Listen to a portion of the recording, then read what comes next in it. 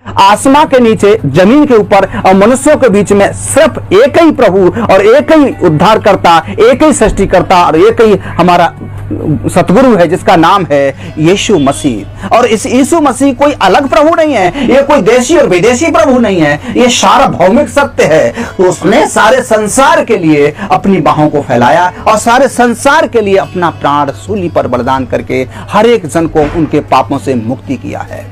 मैं भी इसी हालात में, इसी कैटेगरी में था, एक आम आदमी।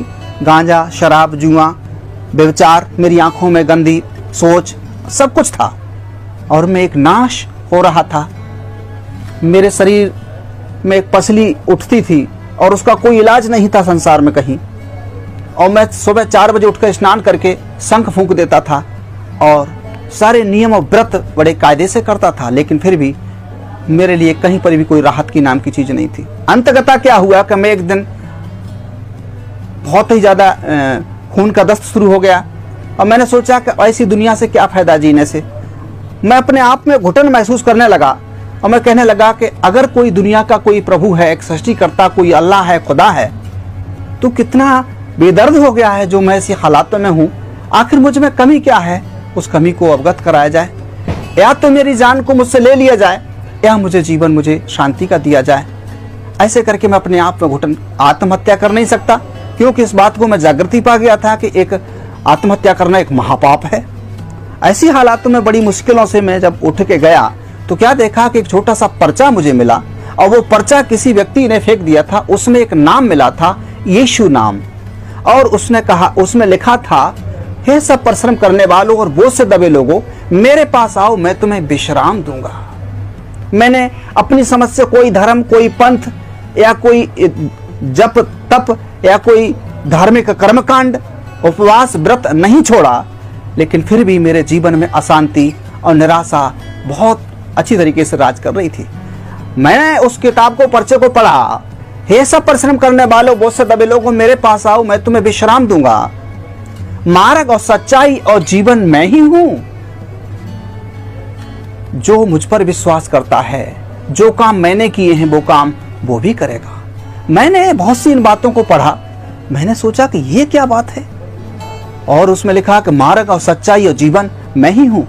मैंने उस बात को पढ़ करके मैंने कहा कि चलो देखते हैं, सबको देखा है, चलो तुझे भी देखते हैं आखिर क्या है। तो उसमें लिखा है कि इसमें लिखी हुई प्रार्थना को आप अपने जीवन में पढ़ें और याद करें और उसको अनुसरण करें और आपको प्रभु आराम देगा, शांति देगा। मैंने उसको वहीं से आराम पढ़ा और वहीं से मेरे लिए शांति का मुझे अनुभव हुआ। लिखे हुए पते पर मैंने और कुछ मंगाया, फिर वो कहीं पर कहाँ होता था इसका सत्संग, मैंने उसके बारे में जानने के लिए काफ़ी कुछ प्रयास किया, कहीं मिला, बहरहाल मुझे शांति नहीं मिली। अंत में मैं बढ़ता चला गया तो प्रभु की आत्मा ने मुझे खुद ही प्रोग्रेस किया और बताया कि इस तरह से आपको आगे बढ़ना है। तो फिर मैंने इस तरह से प्रभु को 3 दिन का फास्टिंग उपवास व्रत रखा और रखने के बाद प्रभु ने मुझे अपने सामर्थ्य से, अपनी आत्मा से वो अलौकिक शक्ति और सामर्थ्य से भर दिया जो कि मैं कभी भी स्वप्न में भी नहीं सोचा था। तो ये चीजें देखी, वो रोग बीमारी मेरी चली गई, मेरे भव व्याधा चले गए केवल यीशु नाम से। और उसका वचन ये बताता है कि मैं अपनी शांति तुम्हें देता हूं। संसार में कोई भी व्यक्ति अपनी शांति दूसरे को नहीं दे सकता। कोई भी महापुरुष, कोई भी ऋषि मुनि, कोई भी धर्म पंथ का कोई भी सृजन करने वाला अपनी शांति दूसरे को नहीं दे सकता। केवल उस परमात्मा ईसा मसीह ने इस शब्द को बोला, मैं अपनी शांति तुम्हें देता हूं, और उसने मुझे अपनी शांति दी। मैं अपनी उसकी शांति से आज परिपूर्ण हूं। आज संसार में लोगों को जन जागृति के लिए मैं ये बताना चाहता हूं कि वो कैसे लोगों को ढूंढ रहा है।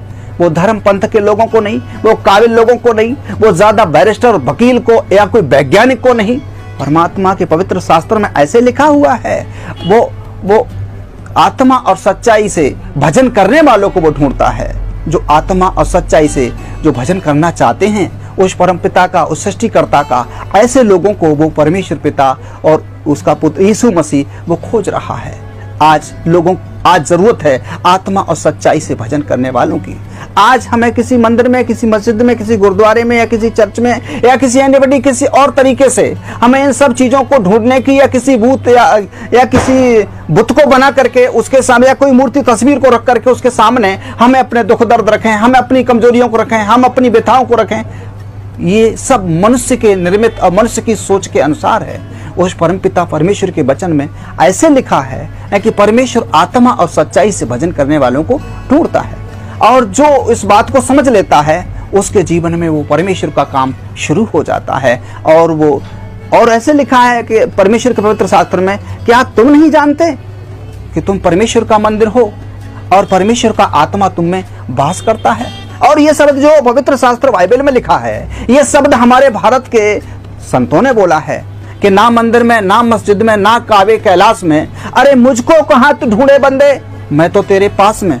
वो हमेशा हम में है, मुझ में है, लेकिन कभी भी हम लोग उसको ढूंढने का प्रयास नहीं करते, और करते भी हैं तो एक दूसरे के गुरु या महंत के द्वारा, एक नए नए योगा के माध्यम से, नए नई क्रियाओं के माध्यम से उसको हम अपनी ताकत से, अपनी बुद्धि से खोजने का प्रयास करते हैं। ये बिल्कुल नामुमकिन है, बिल्कुल असंवैधानिक है, ये ईश्वरीय विधान के अनुसार नहीं है। परमात्मा तो जगत के मूर्खों को बुला रहा है, जो न किसी काम के लायक है, दुनिया में लोगों ने उसको अलग कर दिया है, सारे संसार के लिए बुला रहा है। और वो कह रहा है, हे सब परिश्रम करने वाले बहुत से दबे लोगों, मेरे पास आओ, मैं तुम्हें विश्राम दूंगा। आज लोग नाश हो रहे हैं, आज लोग फांसी खा के मर रहे हैं, आज भूत व्याधा से जकड़े हुए लोग हैं, आज कैंसर से मर रहे हैं, हजारों बीमारियों से जकड़े हुए हैं, लेकिन परमेश्वर पिता की बाहें संसार के लिए हुई हैं। वो बुला रहा है, वो कह रहा है कि मैं इसलिए आया हूं ताकि लोग नाश ना हो और जीवन पाएं, और बहुतायत से जीवन पाएं। लोगों, मैंने ये जीवन पाया है। मैं एक छोटा सा सत्संग